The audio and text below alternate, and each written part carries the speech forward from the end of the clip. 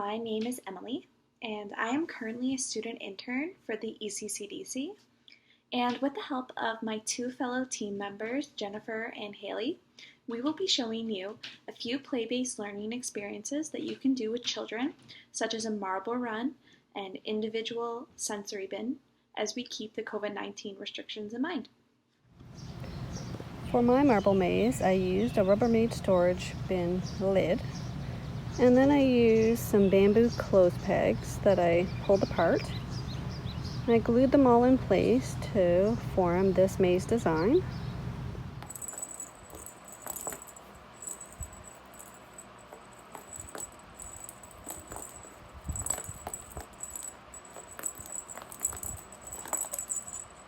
I chose to use this type of ball with bells in it so that it would add another sensory experience to the marble maze.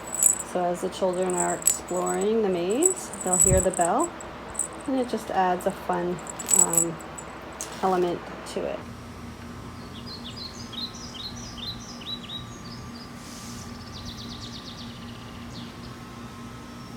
I rummaged through my recycling bins in order to make my marble run.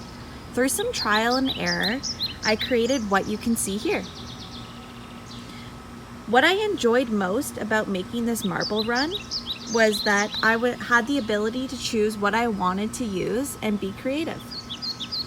With the COVID-19 restrictions in mind, this marble run could be used as an individual child activity, or you could ask the children to create their own.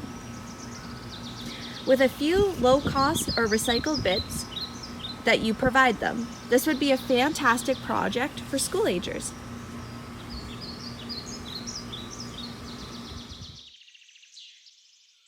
My name is Hayley and I'm from the ECCDC. Today I made a super simple marble maze.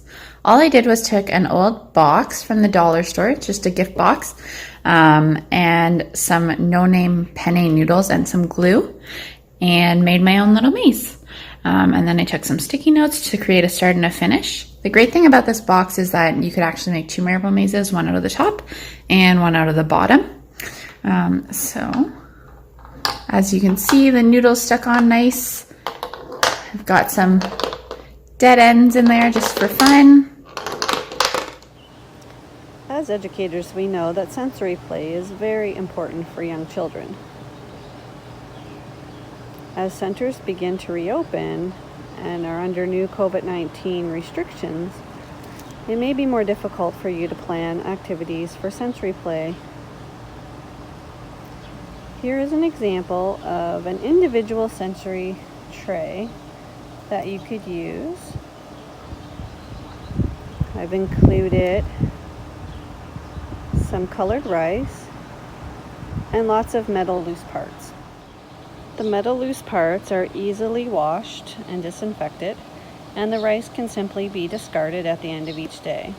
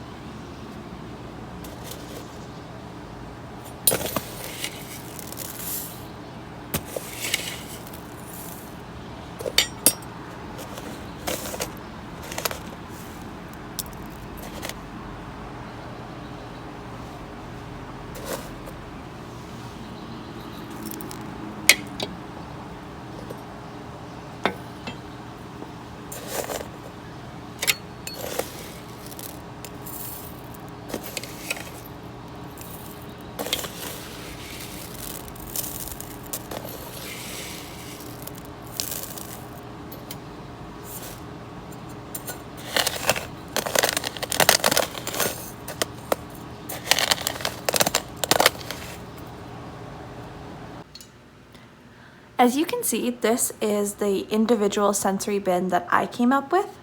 So I just used a few containers and plastic bowls that I had from home and some steel kitchen utensils as well.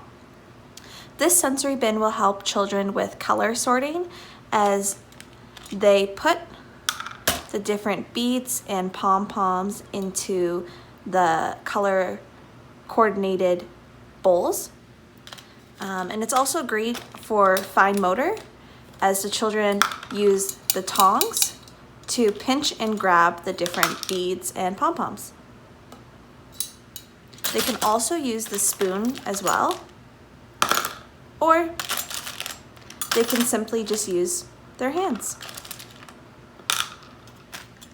Earlier, I used the top of my box to make my marble run. Now I've used the bottom of my box to make a sensory bin. I've kept it nice and simple. These are all materials that could be washed afterwards, and the lentils, if you wanted to rinse them, they could be rinsed or they could be discarded, but that's totally up to your own protocols at your daycare. I've included a variety of mini cups and some spoons for scooping, some little flowers, as well as some googly eyes. Obviously, you could add some more things in to make it a bit more of a complex sensory bin, but I just kept mine nice and simple. Thanks for watching our video. We hope that you enjoyed the activities that we shared with you, and we hope that they spark some inspiration for what you can do as your centers are reopening.